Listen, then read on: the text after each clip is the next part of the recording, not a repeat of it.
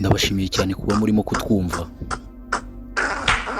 Uwo mugore washatse umukoye amafaranga menshi cyane twe tutazi, uvuga ko ari uwawe, ntago ari uwawe. Iyo uri mu bandi uvuga ngo ni njye washatse, barakubeshye. Ikimenyimenyi kugira ngo wemere, iyo uvuye mu rugo ugiye ku kazi adaciye n'iminota 5 cyangwa se 2, hari akandi gasore k'inkorokoro utazi natwe tutazi gahita kinjizwa iwawe. Ubwo ni ukuvuga ngo ako kanya baba bagusimbuye, ubusimbuwe iwawe. Naho ibyo bidahagije, imyenda yawe wiguriye waguze amafaranga menshi cyane inaguhenze, basigara bayikiniramo, akayipima akayigera, yarangiza agakora ibyamuzanye, agatanga ibyishimo. Uraho urasamye ngo warashatse, uri ikigoryi, uri n'igicucu. Niba utekereza ko umugore washatse ari wowe muhuza urugwiro wenyine, aho ngaho waba wibeshye. Uwo wita ko ari umugore wawe umara kugenda ugiye mu kazi, agahamagara ubusore tutazi ukirirwa bumukiniraho. Nawe uraho urasamye mu kazi, uri kwiyemera kuri bagenzi bawe ngo umugore wanjye arankunda. Bwahe abagore nta rukundo bagira, kimwe n'abakobwa. Mu byo utekereza byamuzanye nta na kimwe kirimo, ariko bari nashonje. utekereza ko yazanywe n'ubwiza bwawe, uribeshya. Ikintu cyatumye aza ni icyo abandi basore bamwirukagaho bari badafite. Mbere y'uko mubana, ni ukuvuga ngo mbere y'uko ujya kumusaba, mbere y'uko ufata umwanzuro wo kumugira umugore, hari abandi bantu benshi cyane nawe atazi umubare bamwirukagaho.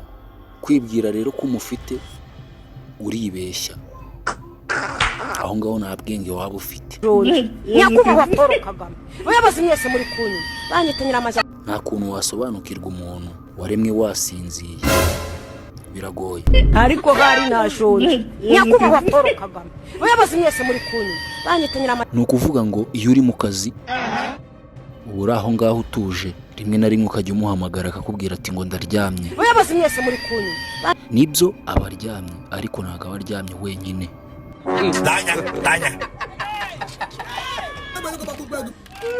Hari undi musore tutazi w'umukene uciriritse, uri mu buzima bwo hasi, uba waje gutanga ibyishimo.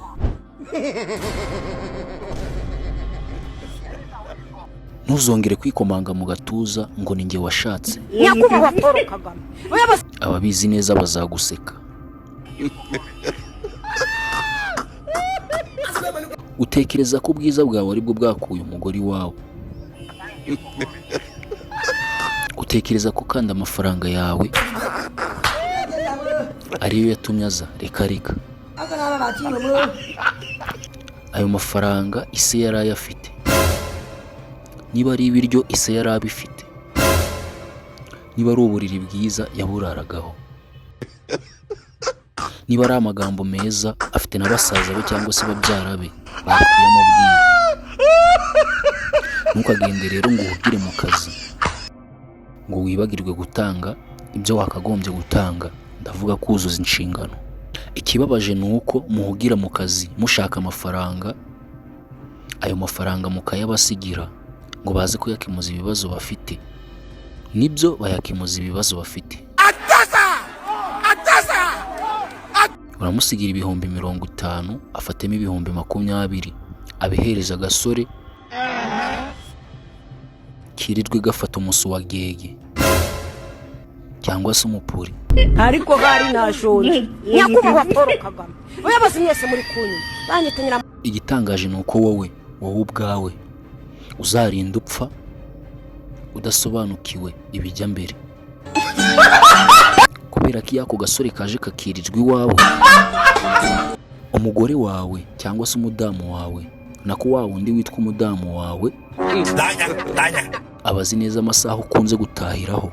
Niba utaha saa moya z'umugoroba, saa 12, ka gasore kaba kabyutse kakongera rimwe, sinzi ngo ni ibiki, nyuma y'iminota ingahe kakajya dushe, kakoga, kakambara, bakagasezerera, kagataha, bakakabwira ngo naho utaha.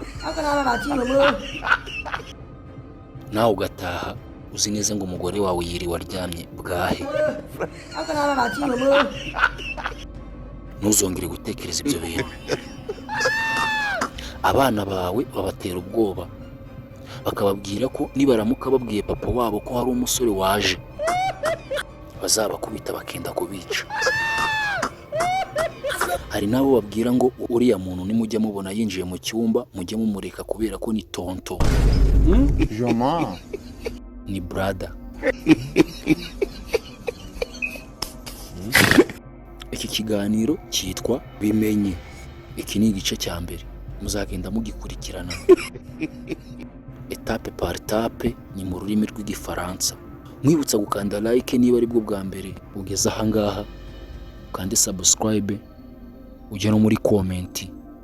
Gusa icyo wamenya nuko tuzajya tubategurira ibintu bibaho, bisanzwe bibaho. Katwongere duhure mu kiganiro cyacu cyo gutaha. Iki ni igice cya mbere, ubwo tuzagaruka mu gice cya kabiri. Wibuke gukanda subscribe aho ngaho kuri Buhuru Boy TV. Njye wateguriye iki kiganiro nitwa Olivier Harerimana. Ndabakunda cyane.